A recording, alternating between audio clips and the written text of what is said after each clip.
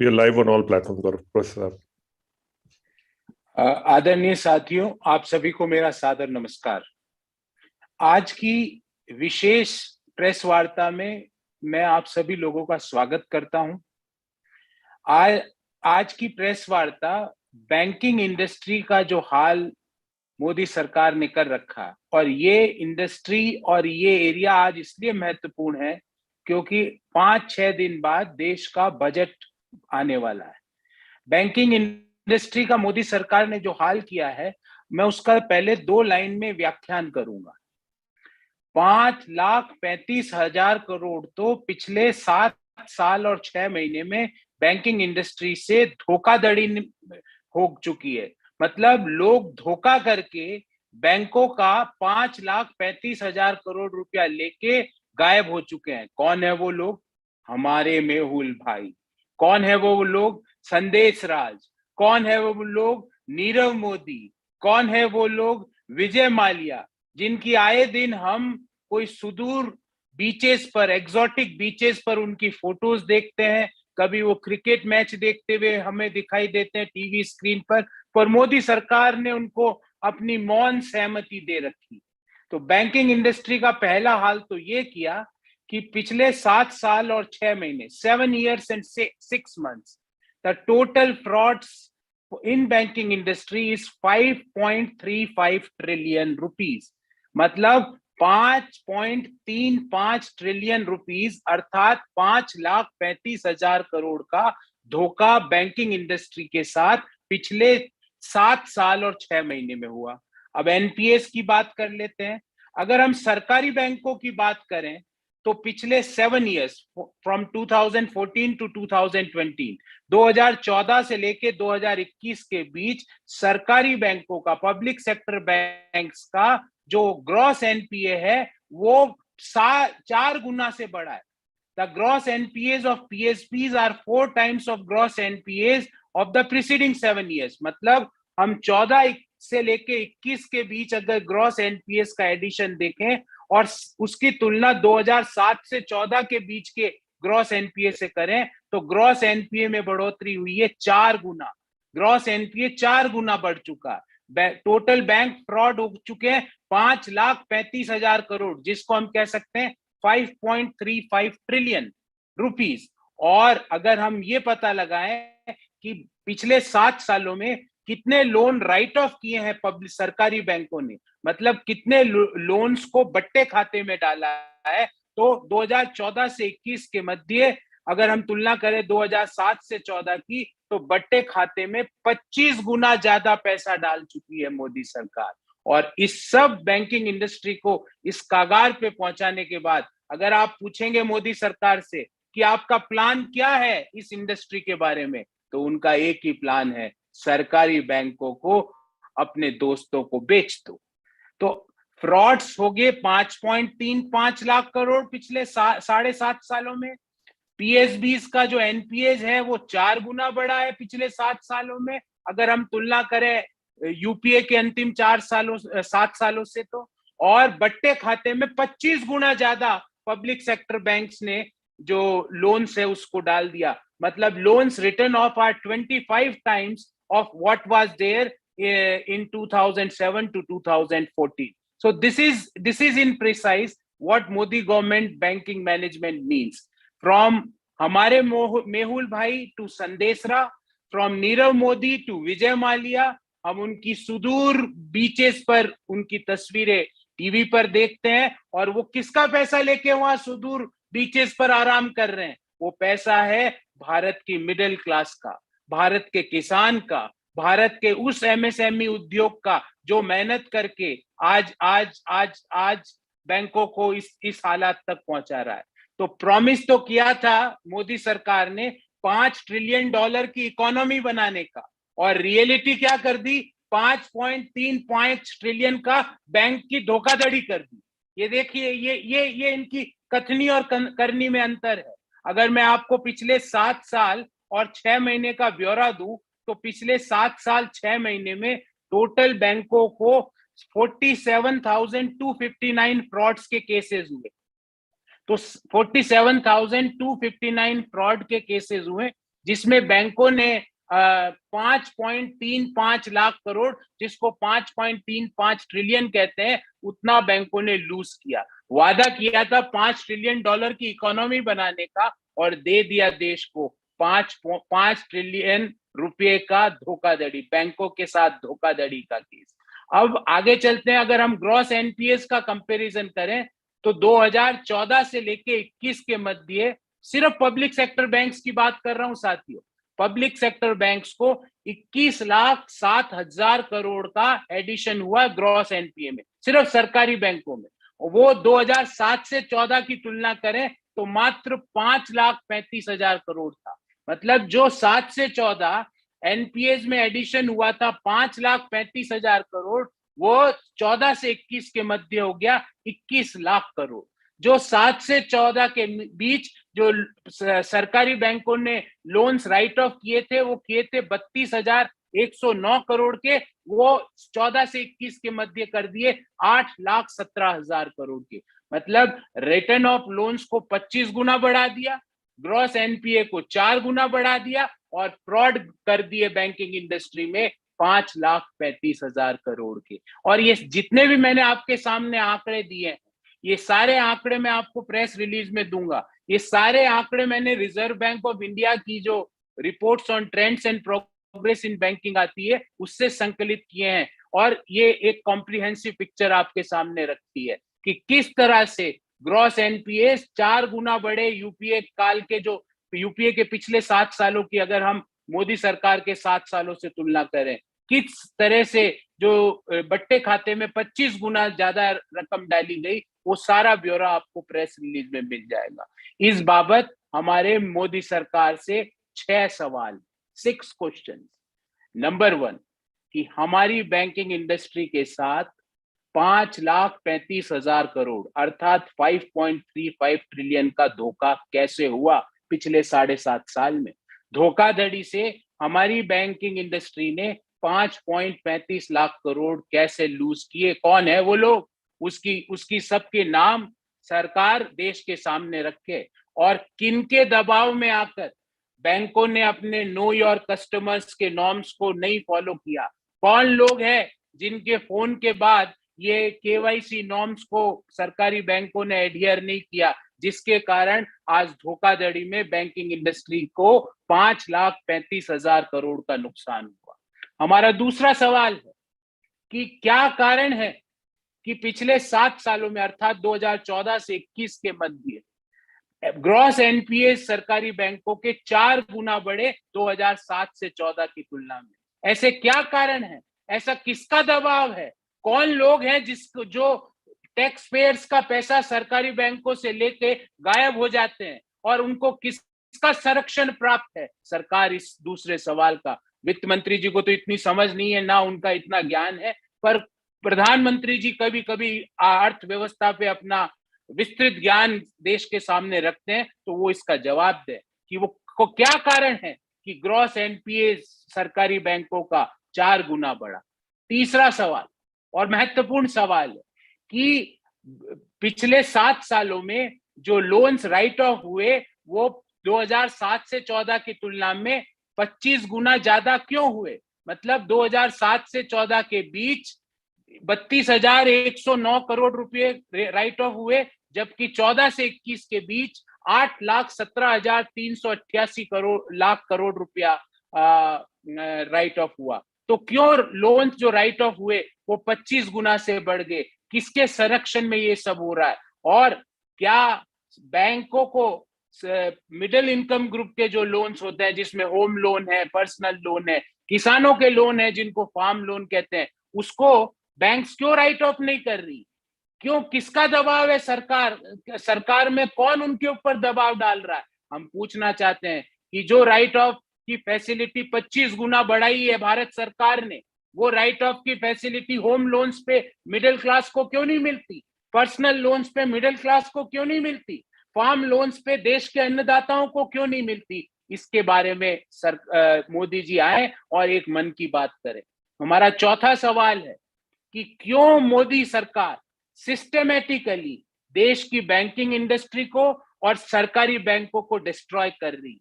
इसका क्या कारण है कि निरंतर सरकारी बैंकों को कमजोर किया जा रहा है? क्या इसका कारण ये तो नहीं है कि कमजोर करके उनका वैल्यूएशन घटा दिया जाए और जब उनका वैल्यूएशन बहुत कम हो जाए तो औने पौने दामों में अपने दोस्तों के हवाले वो बैंकिंग इंडस्ट्री को कर दे?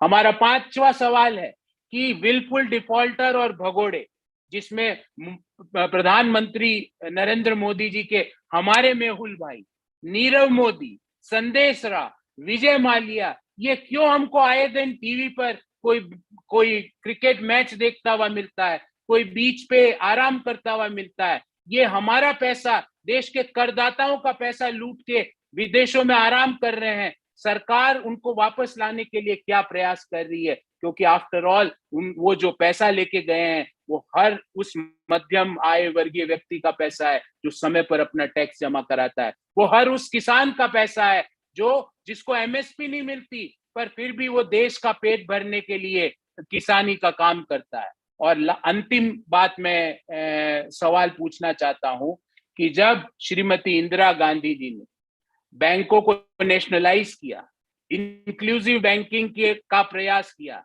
मोदी सरकार का काम था कि वो बैंकों की हैंड होल्डिंग करे, वो बैंकों को कैपिटल और टेक्नोलॉजी सपोर्ट पहुंचाए। जबकि मोदी सरकार ने क्या कहा? ग्रॉस एनपीए 4 गुना बढ़ रहे हैं, बट्टे खाते में 25 गुना ज्यादा रकम डाल रहे हैं, राइट ऑफ 25 गुना ज्यादा कर रहे हैं, धोखाधड़ी से 5 ट्रिलियन रुपये से ज्यादा का नुकसान बैंकों को हो चुका है। इन सारे समस्याओं का मोदी जी के पास एक ही समाधान कि औने पौने दाम में सारे बैंकों को, सारे सरकारी बैंकों को एक एक करके अपने दोस्तों के हवाले कर दो। तो हमारा छठा सवाल है कि जब श्रीमती इंदिरा गांधी जी ने बैंकों का नेशनलाइजेशन किया था, जिससे देश में इंक्लूसिव बैंकिंग की एक परिकल्पना को चरितार्थ करने का काम उसके बाद की सरकारों ने किया था, तो क्यों मोदी जी उन सरकारी बैंकों को औने पौने दाम में अपने दोस्तों को, और देश को पता है कि वो बैंक कौन खरीदेगा, देश को पता है क्योंकि वो हमारे दो ही होंगे जो बैंकों को खरीदेंगे, क्यों वो उनको औने पौने दाम में सरकारी बैंकों को उनके हवाले करना चाहते हैं? आज सरकारी बैंकों को आपकी कैपिटल सपोर्ट की जरूरत है, टेक्नोलॉजी सपोर्ट की जरूरत है, उनको अपने दोस्तों के हवाले करने की जरूरत नहीं। Before I entertain questions on this issue, friends, I would like to brief the topic in English and thereafter I am open for Q&A. For Modi government, bank management means total bank frauds of 5.35 lakh crore, which is 5.35 trillion rupees. New gross NPAs of public sector banks from 2014 to 21 are 4 times of gross NPAs from 2007 to 14. And bad loans written off are 25 times. This is in precise what is the bank management strategy for the Modi government. And the remedy for all these problems by Modi government, single point solution for all these problems by Modi ji is that let us sell the public sector banks to the हम दो हमारे दो। इन सारी समस्याओं का मोदी जी के पास एक ही निदान है, बैंकों को बेच दो। क्या समस्याएं हैं? Frauds at 5.35 trillion, gross NPAs 4 times what was there in during the last 7 years of UPA, and bad loans written off are 25 times what was there in the last 7 years of UPA. So promise was there by Modi government to have a $5 trillion economy, and reality is that the Modi government gave 5.35 trillion rupees of bank frauds to the banking industry. We would like to ask that Modi ji, from Hamare Mehul Bhai to Sandesh Ra, from Nirav Modi to Vijay Malia, all of them are relaxing at some exotic beach location, having crores of taxpayers' money as a fraud or borrowings from these banks. What government is doing to get the taxpayers' money back? What government is doing to get all these bhagodas, all these fugitives to get back to India? In last 7.5 years, means 7 years and 6 months, friends, total number of bank frauds in the banking industry is 47,259, and banking industry had lost 5.35 trillion rupees in the form of frauds to the banking industry. Total amount of frauds is 5,35,000 crore, which is equal to 5.35 trillion rupees. New gross NPAs of public sector banks from 14 to 21 are 4 times of gross NPAs from 2007 to 14. If I will give you the exact data, between 7 to 14, the gross NPAs addition by public sector banks was 5,35,000 crore. Whereas from 14 to 21, the addition of in gross NPAs is 21,07,295 crore, which is 4 times of the gross NPAs addition by public sector banks from 7 to 14. The loans which is written off from between 2007 to 14, the total amount is 32,109 crore, whereas the total amount of loans which were written off from 2014 to 21 is 8,17,388 crore. Means addition in gross NPAs is 4 times, and the addition in the loans written off in 2014 to 21 vis-a-vis 7 to 14 is 25 times. In this context, we are having 6 questions. Number 1, why our banking industry had lost 5.35 trillion rupees in the form of frauds in last 7.5 years? Under whose pressure the know your customer KYC norms were not adhered by the banking industry, and the banking industry had suffered this particular loss? This is our question number 1. The second question, why gross NPAs of public sector banks from 2014 to 21 are 4 times of 2007 to 41? What is the reason? Why Modi Sarkar is silent? Modi ji used to talk a lot about the NPAs, but the NPAs in last 7 years are 4 times of NPAs in the last 7 years of UPA. Why Modi ji is silent on that? Why big loans written off by public sector banks from 2014 to 21 are 25 times of 2007 to 14? Why the same facility of loans written off is not available to middle income group? Why the same facility of loans written off is not available to the personal loans of the middle class, to the farm loans of the farmers? Why this facility is not extended to them? Fourth question, why is Modi government systematically killing the banking industry in general and public sector banks in particular? What is the reason of that? That why government is killing the banking industry? Because when you are having frauds to the extent of 5,35,000 crore, when you have NPAs which were increased by 4 times, when you have loans written off increased by 25 times, why you are killing? And fifth question, that why willful defaulters and fugitives like Mehul Choksi, Nirav Modi, Sandesh Raj, Vijay Mallya are relaxing at some exotic beach location? Why is not government bringing them back to India and recover the dues of public sector banks from them? After all, the money which they are having is the taxpayers' money, is the money which is given to the government by a obedient and I can say disciplined middle income group society, by the farmers of our country. Why government is silent on that?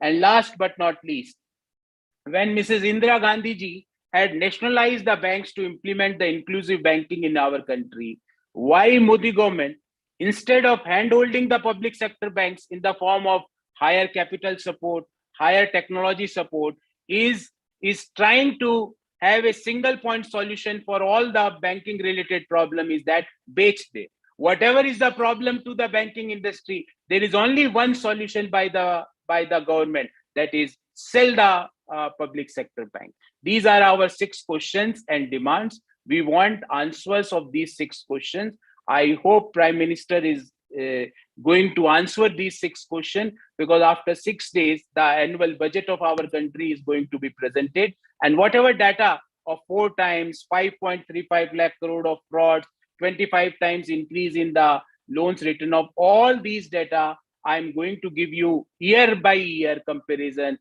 in the press release. And all the sources of data is the Reserve Bank of India's annual report on reports and trends in the banking industry. I had compiled all this data from last 14 years annual report research on RBI's trends on banking industry. So I am open for question. First of all, we are going to have a subject-specific question. Thereafter, we can have the other issues also. You may raise the questions. So I am open for question. मैं आपके सवालों के लिए तैयार हूँ. Thank you professor Vallabh. आप अपने प्रश्न एक एक करके इंगित करें. मैं टेलीफोन से जुड़ा हूं इसलिए मैं देख नहीं पा रहा हूं सभी साथियों को. आप अपना वो जो फ्लैग कर सकते हैं अपने आप को और या सीधा सवाल पूछ सकते हैं.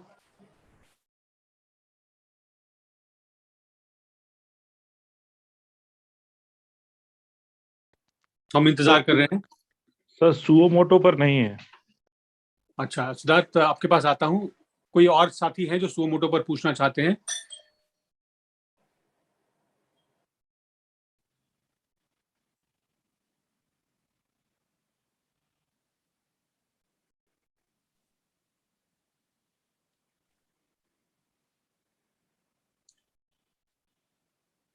तरुण, क्या सुओ मोटो पर सवाल है आपका? जी सर, उससे रिलेटेड ही है.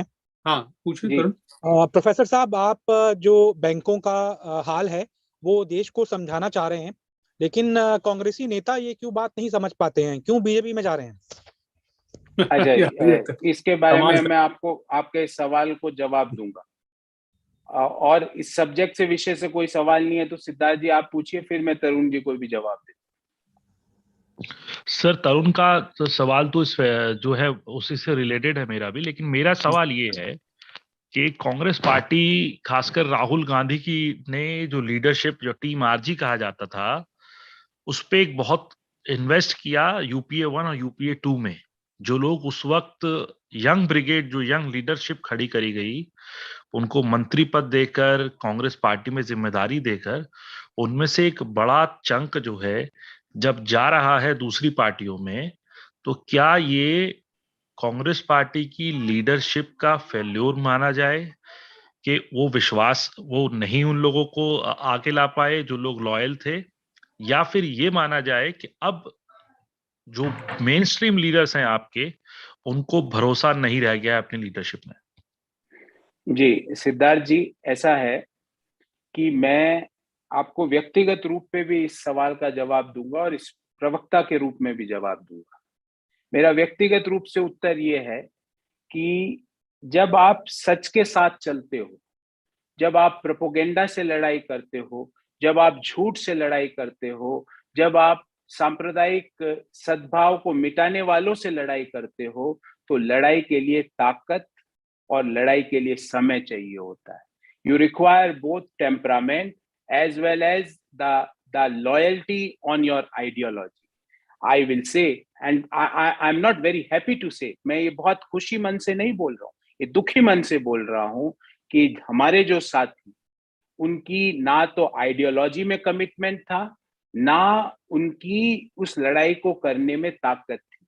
आई एम सॉरी टू से कि उनमें वो वीरता थी नहीं कि वो सच की लड़ाई लड़ सके लंबे समय तक, वो प्रोपोगेंडा की लड़ाई लड़ सके लंबे समय तक, वो ऐसी लड़ाई लड़ सके जहां पे सारी एजेंसीज जो कि सरकारी एजेंसीज हैं, जिनका मिस यूटिलाइजेशन सरकार करती है, वो ऐसी लड़ाई लड़ सके जिसमें सारे जो हमारी संस्थाएं हैं उनको डेंट मारा जा रहा है. वो ऐसी लड़ाई लड़ सके कि जिनमें जब सांप्रदायिक सद्भाव को खत्म करने का प्रयास किया जाता है तो उस समय खड़े होने की वो लड़ाई, ना तो उनका कमिटमेंट था, ना उनकी आइडियोलॉजिकली वो उतने पावरफुल थे.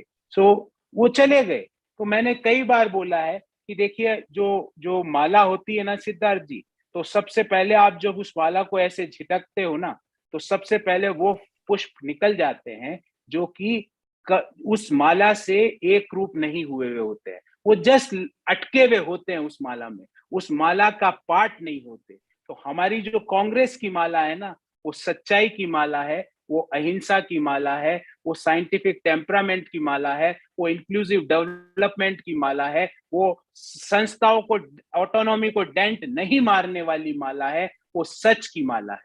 तो उस माला के साथ जो अपने आप का एक जीव नहीं कर पाते हैं वो निकल जाते हैं. तो मैं जो साथी जो आज जिनकी आप चर्चा कर रहे हो, उनको मैं व्यक्तिगत रूप से और कांग्रेस पार्टी की ओर से शुभकामनाएं देता हूं. पर ये उनको साफ तौर से बोलना चाहता हूं कि ना तो उनका आइडियोलॉजिकल कमिटमेंट था, ना उनकी जो जो जो लड़ाई जो कांग्रेस पार्टी का कार्यकर्ता लड़ रहा है, दिन रात लड़ रहा है। और मैं आपको बताना चाहता हूं कि मैं ये प्रेस वार्ता देहरादून से कर रहा हूं।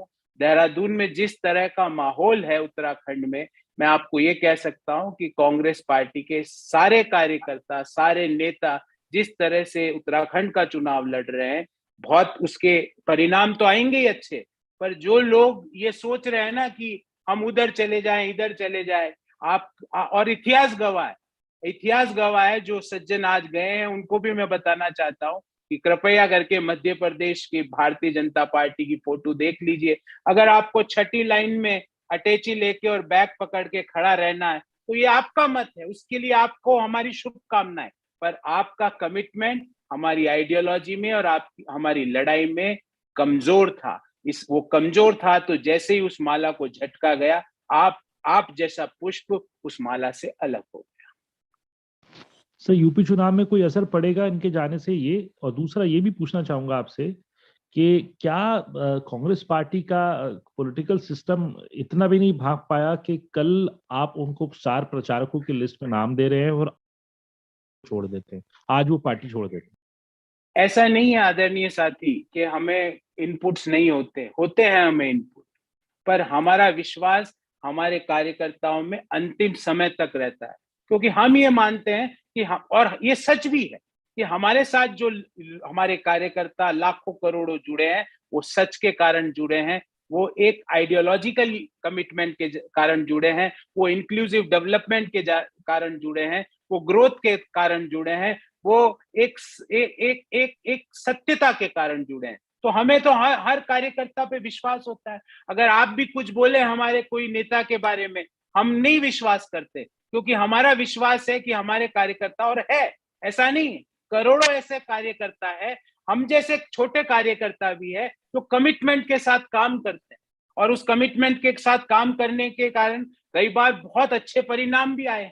ऐसा नहीं है कि हमेशा हमें हार का सामना ही करना पड़ा। 2018 में हमने 3 राज्यों में सरकार बनी, उसके बाद महाराष्ट्र और झारखंड में सरकार बनी, उसके बाद तमिलनाडु में हम सरकार का हिस्सा है। और जब इन 5 राज्यों के चुनाव आएंगे, मैं निश्चित रूप से जिम्मेवारी से ये कह रहा हूं, क्योंकि मैं ये मिशन 1000 और मिशन बिलियन और मिशन ट्रिलियन के में विश्वास नहीं करता, पर मैं आपको जिम्मेवारी से कहता हूं कि जब इन 5 राज्यों के जो 2022 के मार्च में चुनाव के नतीजे आएंगे, जो सज्जन भी गए हैं वो रिपेंट करेंगे।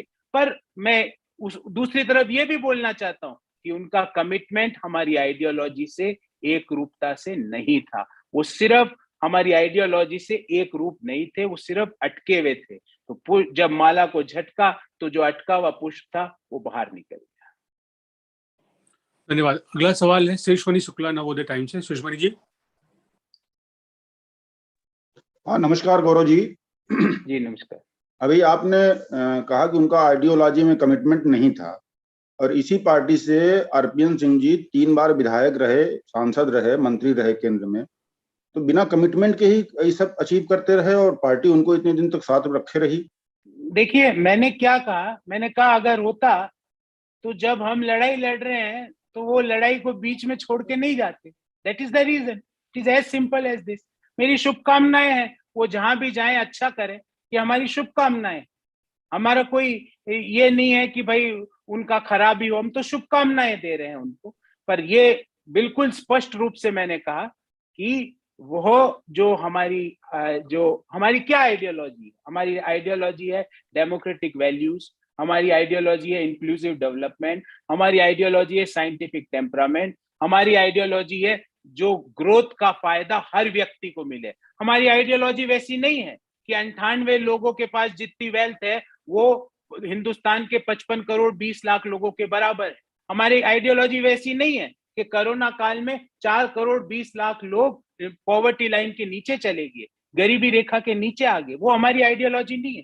हमारी आइडियोलॉजी वैसी नहीं है कि देश में जो लास्ट 20% का जो बॉटम ऑफ पिरामिड है, उनकी आय तो निरंतर कम होती जा रही है और 4, 6, 8 लोगों की आय में अप्रत्याशित वृद्धि हो रही है। वो हमारी आइडियोलॉजी नहीं है। और उसी के संदर्भ में मैं आज की प्रेस वार्ता लेके आपके समक्ष प्रस्तुत हुआ कि हमारी आइडियोलॉजी नहीं है कि धोखाधड़ी से बैंक को 5,35,000 करोड़ का चूना लगा दूं। और किसके कहने से लग रहा है ये? कौन है वो लोग जो बैंकों पे दबाव डालते हैं कि आप अपनी नो योर कस्टमर के नॉर्म्स को डाइल्यूट करो ताकि ये लोग चूना लगा के चले जाए?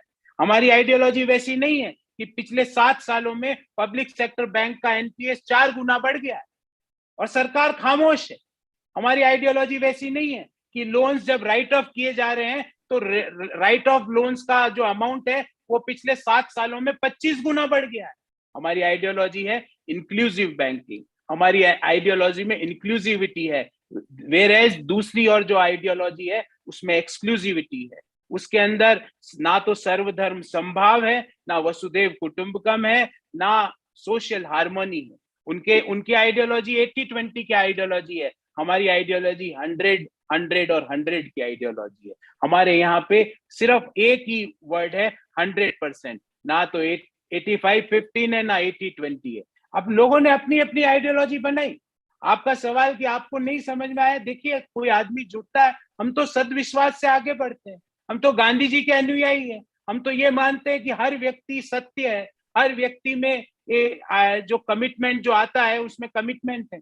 नहीं रखा कई लोगों ने कमिटमेंट, वो हम क्या कर सकते हैं? हम तो बस शुभकामना दे रहे हैं, पर उनका आइडियोलॉजिकल कमिटमेंट नहीं था। मैं क्लियर तौर पे आपको ये कहना चाहता हूँ। मेरे ख्याल से और सवाल नहीं है, तो हम समाप्त करें कार्यक्रम। जी बहुत बहुत धन्यवाद आप सब लोगों को। नमस्कार। नमस्कार। Thank you everyone. नमस्कार सर।